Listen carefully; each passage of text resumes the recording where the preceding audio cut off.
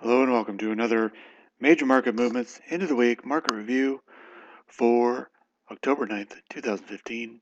I'm Quad G, and in this video we're covering the peripheral markets such as the stock market, crude oil, coffee, and we're going to go ahead and start off here with the Dow.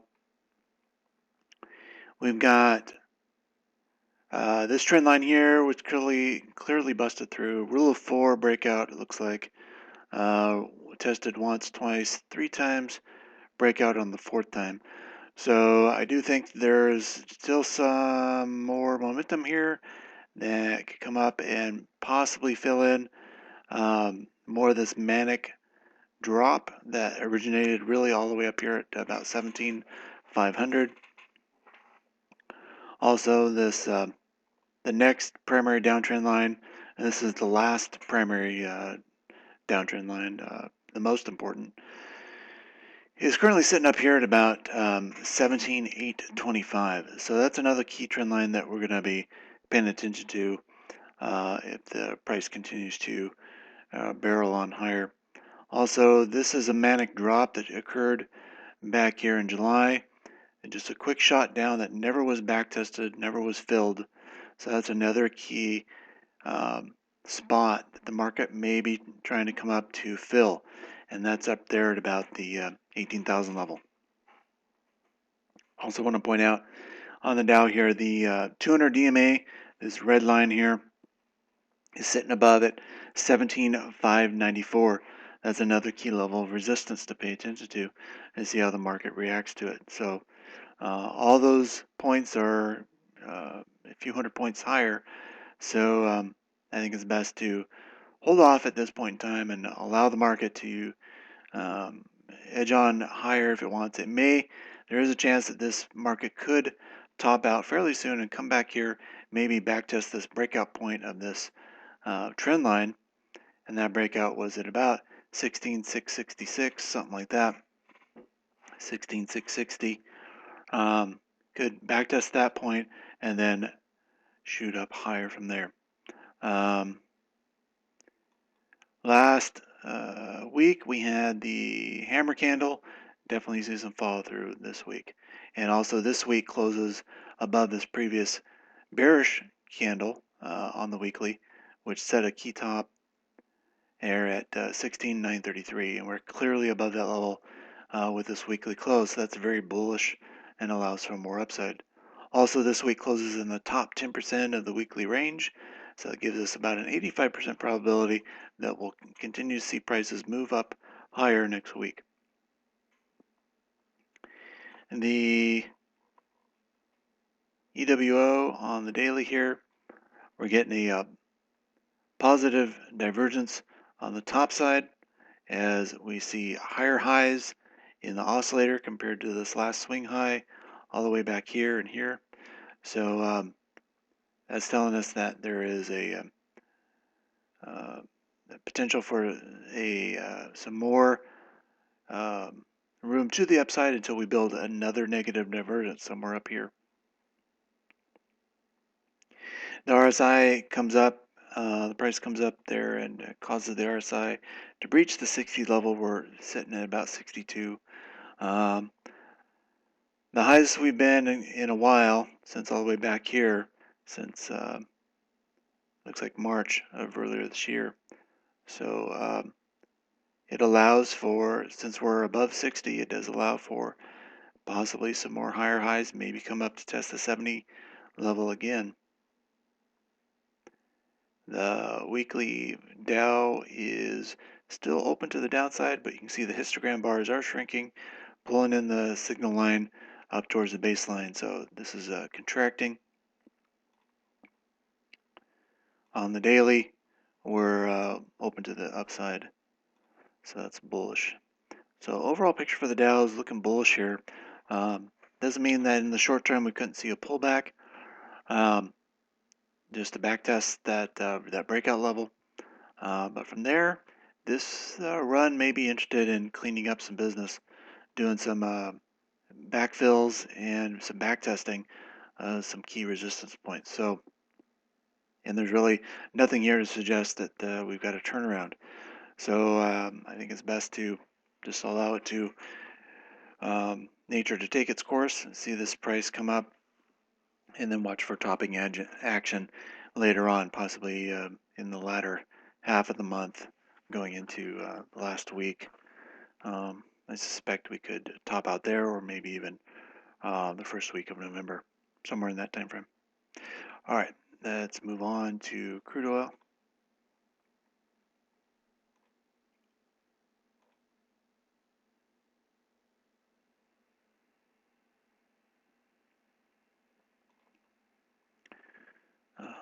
Let's move to the daily.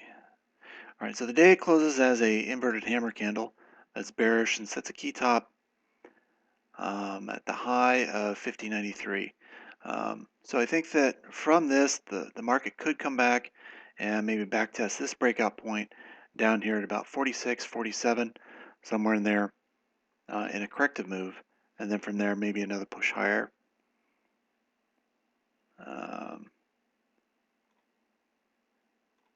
The price, you can see the price has been closing above. The 3 EMA letting us know that we're in an impulsive drive to the upside. The 20 DMA is pointing higher, so that's going to be a key level of support with any pullback also. It may meet up with the 46, 47 level coming here in the next few days. And let's see, let's go to the daily on that, or the weekly. Our weekly closes higher, so that's looking bullish. First time we've closed in this territory since way back here in July on a weekly closing basis. No negative divergence so far on the daily EWO, so I think there's still some room there to the upside that could be seen. After a pullback, the RSI is gone from this picture right now. Okay, brought the RSI back here, and so far, let me pull this in. Not a outright negative divergence just yet, though I believe if we pull this into, say, the 2 hour, we do have a negative divergence there on the 2 hour. Right here, as you can see, we got a higher high in the price, but lower high in the oscillator. So that means that at least in the short term, we could see a pullback again back here into this 46, 47 area where this mania started.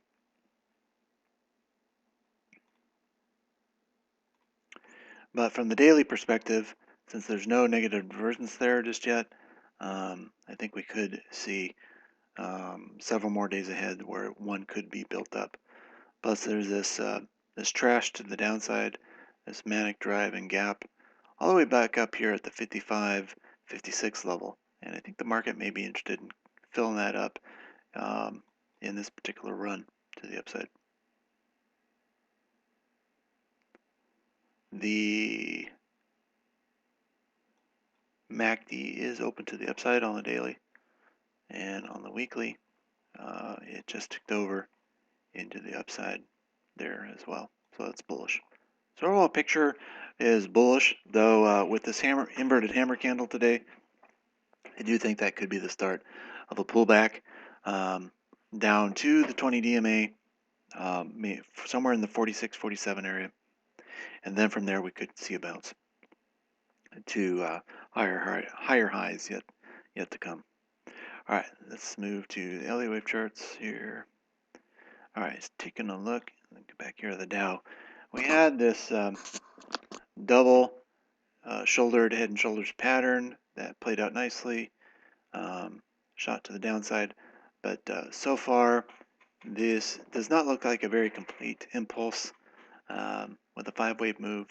So the LA wave count is really kind of ugly here. It's not very straightforward. So going to have to rely on some of the regular TA type technical analysis that we use. And I do think that we have a breakdown point of this neckline here that occurred, roughly around 17,415. And the line itself is a point of resistance Also, we had on the daily, we had this hammer candle here that had a set a key point of support there at 17,125. I think that's where it was on the low, 17,125. Yeah. So we could be coming up to backtest that breakdown point as well. Again, we need to be watching for topping action in this area. If we don't get it, the market, again, we could be seeing this manic drop all the way back here in July. That is another potential target to see some backfilling of that as well.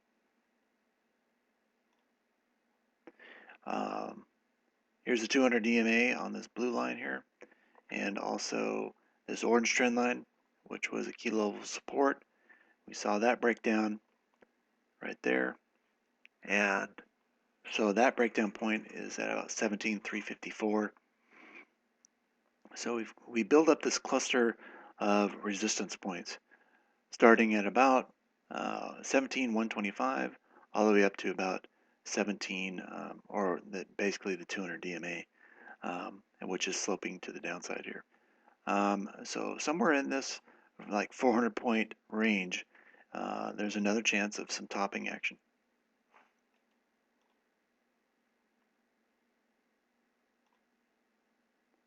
Here's the SPX, S&P 500. It does look like to me that the SPX could come up a bit higher, maybe backtest this breakdown point right about here. Also, if you look at this from a buildup of head and shoulders patterns, this could be neckline number 2, and we could be coming up into another right shoulder. And if you parallel the neckline up here and connect it to the top of the left shoulder, we come up with a potential target up here at about 2040 or so, which is really close to the previous neckline resistance level and the breakdown point of this hammer candle. And that high, the low of that hammer candle was at 2050. So it could be, which created a breakdown point right at the same level. So we could be coming up to backtest that as well. The 200 DMA is coming right over, dropping down. So it's another key level resistance that could meet up right there at about 250 or 2050 also. So we'll look and see how far this particular leg will go. But these are areas, points of resistance to pay attention to and watch for topping action. Here's the LA wave count. I do think this is a significant wave 3 that was finished, and now we're working on significant wave 4. And back out here a little bit. Wave 1 and 2 was flat, so wave 4 is expected to be sharp, and it could come all the way down here to the last, or the beginning of the 3 and 4 series, which was all the way down here at 1623 and 1685. So there's plenty of room to the downside, I think, left in this market to finish out sharp wave 4. But currently, it looks like from an LA wave perspective, we might have a double zigzag to the downside finish for wave A. And now, based upon the size of this wave structure, we could be working on wave B, bounce to the upside, clean up some of this mess that was developed, and before allowing another drop to the downside into wave C of 4.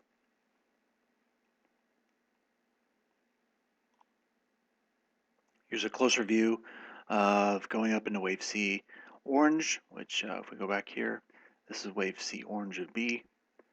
And currently it does look like we've got an impulsive drive to the upside. That may not be finished yet. We've got a wave 1, 2, 3, 4, and this technically this could be the end of 5, though key support is at 1979. So while we're above 1979, wave 5 could subdivide a little bit further into possibly an ending diagonal type pattern with a wave 1, 2, 3, 4, 5. Maybe come up to that 2040 area or 2050. finish out the ending diagonal for wave C, and then from there start another plunge to the downside.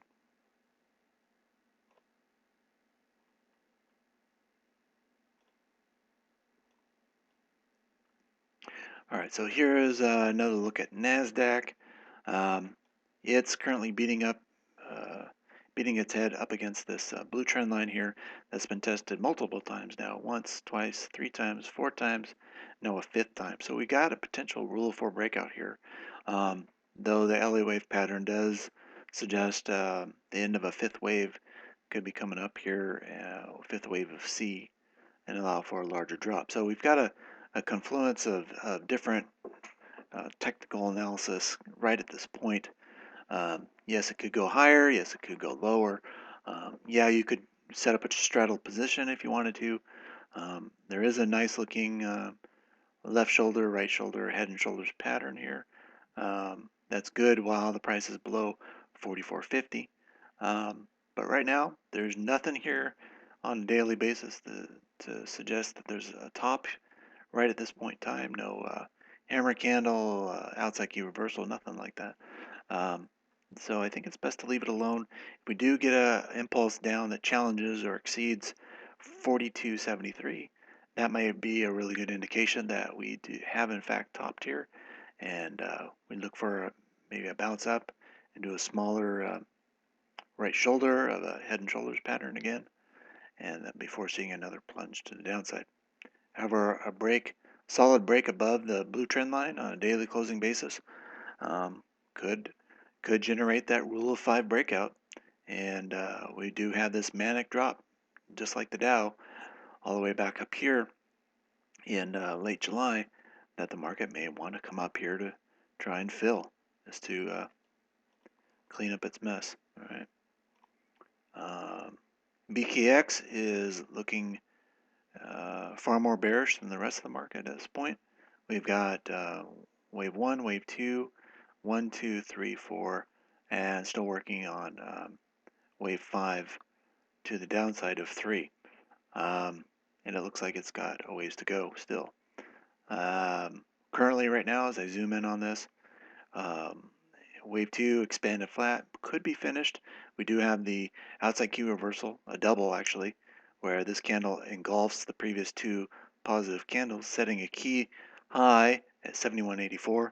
I didn't call a short on that today because we're going into the weekend, and I just didn't think it was, with the rest of the market looking kind of bullish, I didn't think it would be smart to add to the current position. So we'll watch and see what the market does early next week, and I may call for another entry on FAZ early next week. We'll see. The BKX, the banking index, is tied with American banks. However, there has been news lately, trouble with the Dutch bank, or not Dutch bank, a German bank is having trouble, and there's also a I can't think of the name of it. It's on Zero Hedge if you peruse that site. No, it's not coming to the top of my head, but it's basically a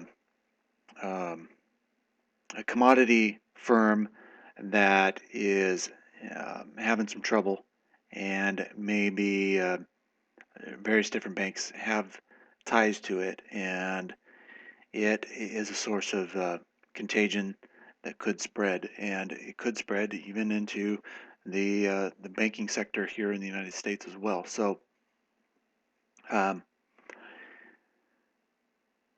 I think it's best to, because BKX has been leading the weakness all the way, I think it's safe to be holding on to these positions for right now, even though the regular stock market may be heading higher. All right, let's take a look at the US oil. Again, here's the LA wave count. We broke up above this triangle into this thrust. Now, technically, this thrust could be complete. We do have 5 waves to the upside. 1, 2, 3, 4, 5. Now, I'm willing to give it the benefit of the doubt. We still got several more days into October that we could see some higher highs move up into the 52 to 56 level. But for now, this 5-wave move does look complete. We do have the inverted hammer candle, and so we could be coming back here into a wave 2, back test this breakout point down there at about 47, and then from there shoot up into wave 3, 4, and 5 to finish wave C. Coffee is looking robust here, moving along as expected. We've got wave 1, wave 2 finish. We've got wave 3, or wave 1. Well, I should say this could be a wave 3, this could be a wave 4. I prefer the sub 1, sub 2 at this moment. But this move to the upside doesn't look finished yet. We could see a wave 3 of 3. Could be in wave 3 of 3 right now. That could see this price go up higher, up into 140, maybe even 145, somewhere in there to top out with the first initial impulse, and then we may pull back into a right shoulder into a subwave or a larger wave 2 pullback. We look at it here. The reason why we're so interested in the coffee market is because this major ABC to the downside for a wave 2 does look finished, subwave 2 or a B, and now wave C of B to the upside or wave 3 to the upside could be underway. So I suspect that with this orange trend line broken, or clearly a rule of 4 breakout on a weekly closing basis here, we could come up here again to that 140 to 145 area, and then from there we could pull back and maybe back test this orange trend line with a wave 2 pullback, and then from there careen on higher. So this is all looking very bullish, performing just as expected. All right, so that's going to conclude my peripheral coverage of the markets for this week, and I hope you all have a great weekend. I'll be talking to you later. Adios.